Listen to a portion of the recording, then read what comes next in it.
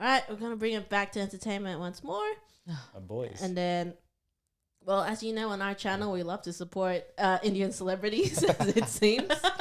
And for us, we're going. Wait, who was the other Indian celebrity we supported?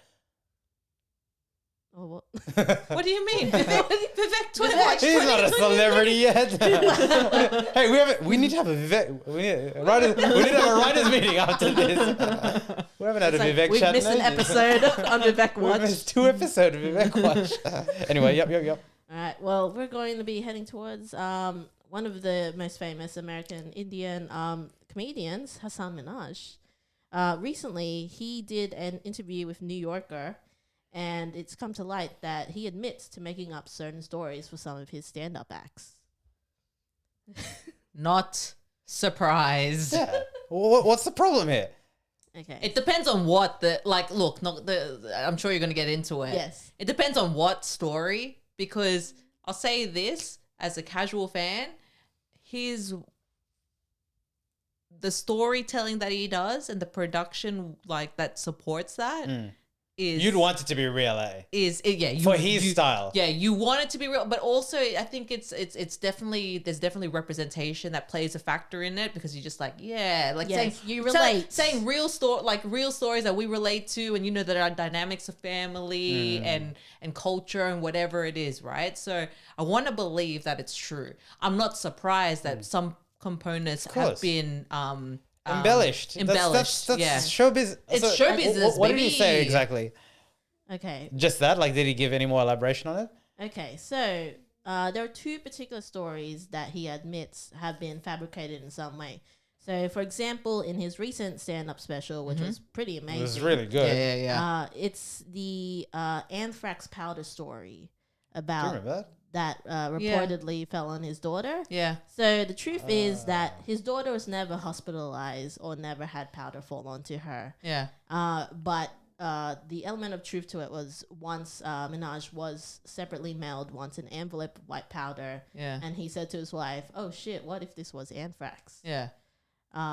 So that was one of the stories that he at least admitted to Yeah, embellishing, yep. being embellished.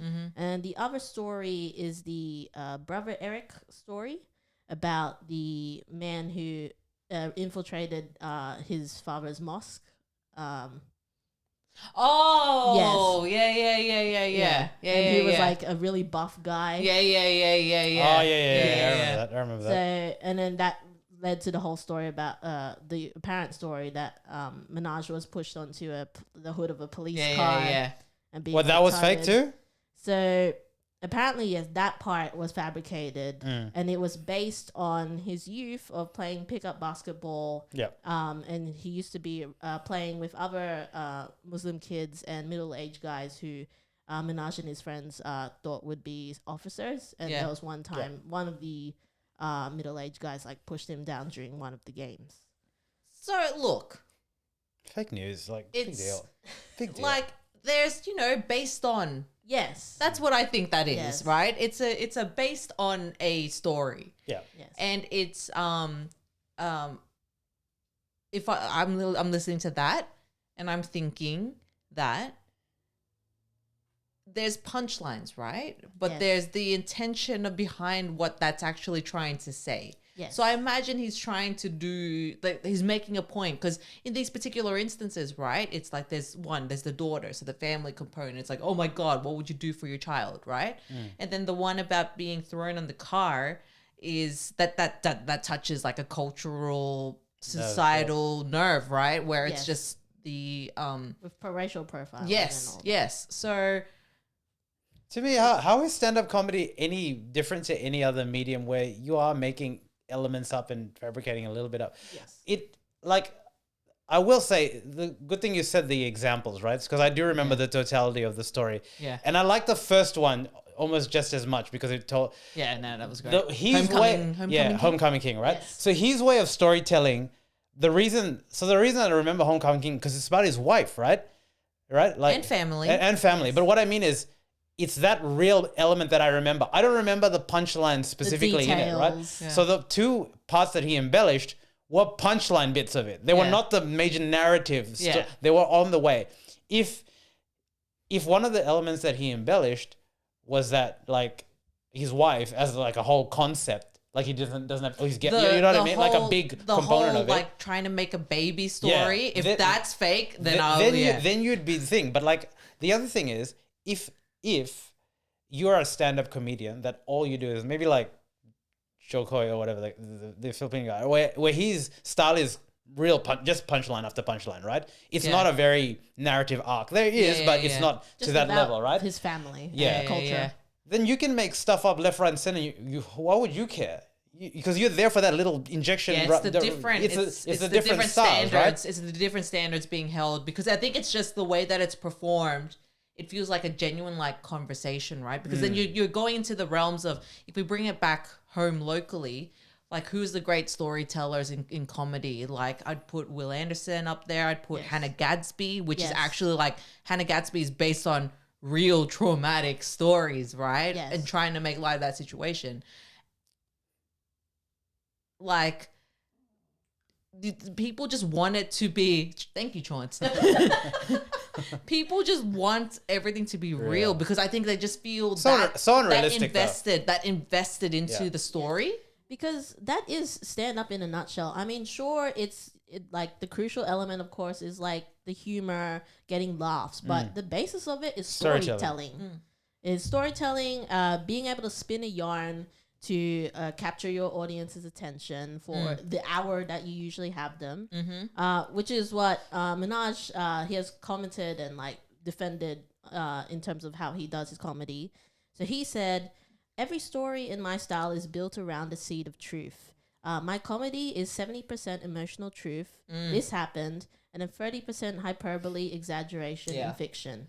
The punchline is like worth the fictionalized premise. Really. I use the tools of stand-up comedy, hyperbole, changing names and locations, and compressing timelines to tell entertaining stories. Yeah. That's inherent to the art form. You wouldn't go to a haunted house and say, why are these people lying to me? The point is the ride. Stand-up is the same." Yeah. Yep. Yeah. The other thing is, say you went to a stand-up comedian show, and if he or she gave a disclaimer that 30% of my content is made up, would you even bat an eyelid? No, you wouldn't. You actually wouldn't. So why is it it's not a big deal. You know what I mean? You actually wouldn't. Okay, cool. I kind of knew that. It's more or maybe so, I did. I just want to laugh. Yeah, like you've gone in there to be entertained. But again, I guess it depends. What are they fabricating on? But the other thing is, does it though?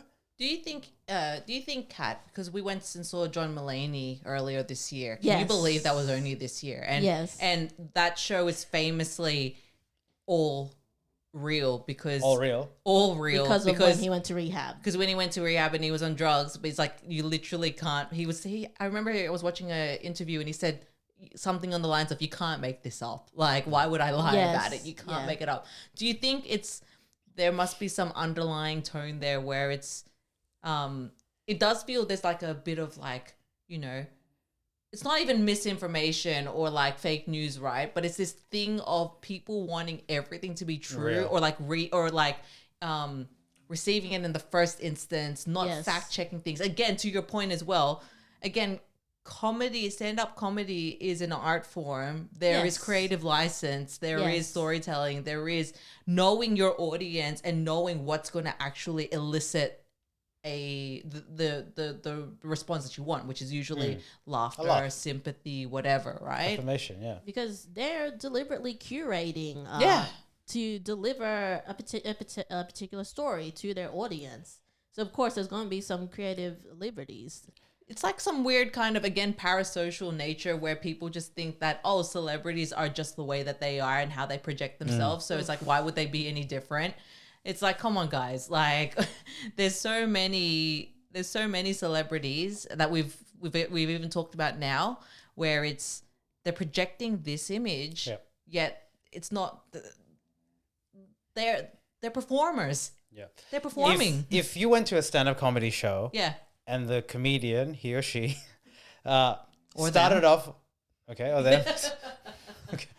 started off with a premise that 100% of what I'm going to deliver is fictional and made up, would you not laugh if it was funny? 100%. I'm going to really extreme. If it was funny, though, you would laugh. You'd laugh. Yeah, a joke is a joke, right? No. What I'm getting caught up here is this premise of them saying that it's fake, because then that in itself is a choice, right? Yeah. Because then it Of could how- what it their could set must yeah, be yeah, about. yeah, what their set must be about. It's all within the constructs of what they I think define. I think it's like you can laugh at like people can be funny, like normal like non-comedians and non-people that don't do it for a living can be funny. Like Yeah. I mean, look at me. laughing at nuts. Unbelievable. So rude to me. Anyway, sorry. Look, I laughed for you. Yeah. Anyway, no. Like, See, but because I pay my ride as well. You know? we're a startup. I have no I pay in food, man. What of food it? stamps. Anyway, the point I was getting at, but actually, what makes a comedian different from your average Joe Blow that could go in an open mic and actually make people laugh? Yeah. Is the ability to connect, and I do think that connection takes truth. It does take trust, and it takes vulnerability. So that is the difference, because that's the difference between a professional and that. But again, the good comedians make you feel like that all the time, even if it's not like that all the time. Because all artists in all walks of genre, songwriting, movie, anything, any Yeah. creative endeavor, are faced with this same predicament, Yeah. which is, you've heard of artists that like almost. I often think that like Taylor Swift deliberately goes up on breakups just to write songs. Like, no, you've heard of stuff like that. It's good material. That they're going out of their way to experience different feelings and that to write, which is like, that's like forcing it. I mean, Well, not to say that art isn't created in that thing, but like, that's not a realistic expectation, basically. And that, right? that's the thing, right? They often say that comedians make really good dramatic actors as well, because they know that balance between Being serious. and for the- joking. Like the amount of times that people will say statements of like, Jim Carrey, he's like really, really funny, but deep down, like he's an amazing Very dramatic actor serious because guy. he's gone through some stuff. I mean, Robin Williams, right? Yes. All the same thing. I forgot the point that I was going to try and say here at this point of time. Exactly, Chance. Exactly. She was trying to relay it back to you. But I think it's this sense of if comedians were to honestly say, like, make light of all of their terrible instances that have happened to them and say the truth, it wouldn't be funny. Yes. You know what I mean? Like, Yes. Which is why they have to curate or add hyperbole, change names to be able to everything is a Deliver the coincidence, a punchline. happenstance, like, can you believe this happened to me? That type of Yes. thing, right? It will never be the fact of, hey, you remember that time I got sick? I mean, unless like there's only very few comedians that can actually do that in terms of the dark humor, in terms, yeah. so to speak. And again, it's all about the delivery, right? It's people can only convey their messages within the parameters that they're given, Yes. and that they've and set the out. and what they feel comfortable in doing as well. So Anyway, Hasan, just do you, man. Just Honest, yeah. Speak to Ronnie Chang. He'll tell you. hopefully, Daily Show. Yes, even after that interview, he has been reported to still be in the top 3 finalists of being considered for the replacement host. For Let's the go. Daily Show. There you go. There Which you go. honestly, let's go. I mean, he did the Patriot. Yeah, I act. miss it so much. It'd be good for it. It'd be good. It'll be good for it. It's- So, and yeah, let comedians. Comedian. Let him Comedians. comedian. You just got to comediate.